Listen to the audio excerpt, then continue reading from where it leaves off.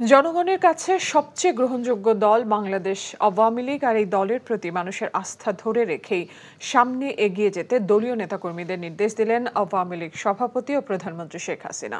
সকালে গণভবনে শেখ হাসিনার স্বদেশ প্রত্যাবর্তন দিবস উপলক্ষে দলীয় নেতাকর্মীরা শুভেচ্ছা জানাতে গেলে তিনি এই নির্দেশনা দেন। প্রধানমন্ত্রী বলেন, বাবা মা সবাইকে হারিয়ে এই দেশের মানুষের মাঝেই তিনি নিজের পরিবার খুঁজে নিয়েছেন, আর তাই দেশের মানুষের অধিকার প্রতিষ্ঠা করতেই মৃত্যু ঝুঁকি উপেক্ষা করে তিনি দেশে ফিরেছিলেন বলেও জানান সরকার প্রধান শেখ হাসিনা। মানুষের কল্যাণে আজীবন কাজ করে যাওয়ার দৃঢ় প্রত্যয়ের কথাও জানান প্রধানমন্ত্রী।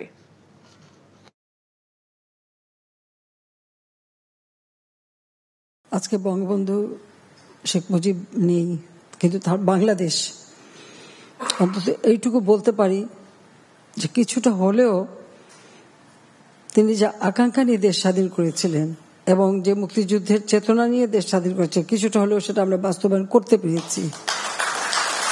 তা আজকে আমরা অন্তত একটু বলতে পারি যে দেশটা বদলে যাওয়া আমরা বদলাতে পেরেছি।